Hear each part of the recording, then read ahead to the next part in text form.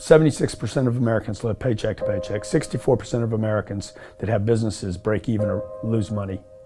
Most people don't have any money and have accepted the fact that they don't have any money. They don't have any leftover money. They're fearful of money constantly. They overspend. They don't know how to produce money. They definitely don't know how to multiply it. The land of the brave and the home of the free, it's not even close to the truth. It's just important for people to understand that complaining has no value. And if you complain about not having enough money, work more. If you complain about not having work-life balance, spend more time on vacationing and your family. It's super simple. Let your actions dictate instead of sitting there and feeling like you're not in control. Poor people say, I can't afford it, I can't do that, I don't have time. It's an escape, you know what I mean? It's easy to say I can't afford it. Oh, I'm too tired. Oh, I can't go to the gym. You know, when you could go to the gym, but no, I can't. Truth is, I'm just too lazy to go to the gym. Money doesn't have value, right? And this is an important thing that most people don't immediately understand, is that money itself doesn't have value. Money is a vector for transmitting value. It's how you express value.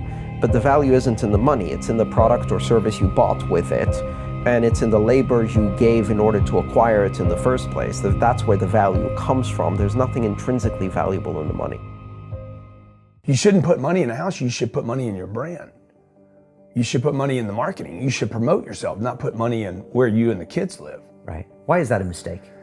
Because it's dead money. I mean, it can't, a house can't make you money. A house does not make you money. The only reason people think a house makes them money is they're comparing it to, if I rent, that costs me money. But, you know, if you need to go to a hospital, you don't buy the hospital. You rent a bed to get out of there as fast as you can. If you go on a trip, you go to America and you want to go to Disneyland, you don't buy the hotel, you rent a room. And nobody thinks poorly of that. They're like, yeah, I'm gonna go there, use the place and get out. That's what you should be doing with your living. Find a place where you can rent. Pay rent monthly. Don't own the house. And take all the money that you would have put in that house purchase, down payment, extra money, fixing it up, use all that money to improve your business and yourself so that you can get more money. Right? So I see so many people here like, I'm gonna invest 300,000 pounds in a house to hopefully make $30,000, 30,000 pounds. Right. I'm gonna buy it for 300, maybe I'll sell it for 600,000. I'll double my money.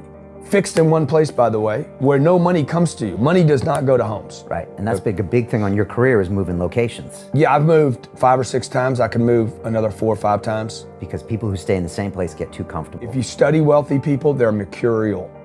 They're moving, they're mobile. They're not talking, Warren Buffett and Bill Gates do not talk about the home they live in. They talk about the places they're going to. They go meet money, they go meet wealth, they go meet connections. People are stunningly accepting of anything if they actually believe that's the purest form of it.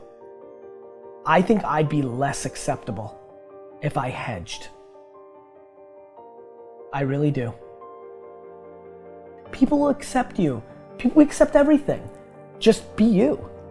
Be you, and clearly people like react. When you're trying to fake something and you've got bad intent, well then that's visceral and we hate.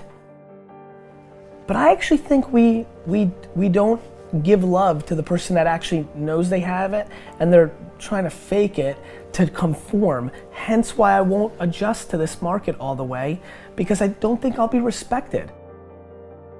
I know what my intent is, so why would I be scared? I want to build the biggest building in town. That's who I am. And you know how I want to do that? By building the biggest building in town. And a lot of people want to build the biggest building in town, and you know how they want to do it? By tearing everybody else's building down. Poverty is passed on. It's taught in your families. And middle class is taught in families. And so the people right now who are sitting at home, who are struggling financially or worried about money or unhappy, they may be making a lot of money, but unhappy with what they're doing, it was probably taught to you.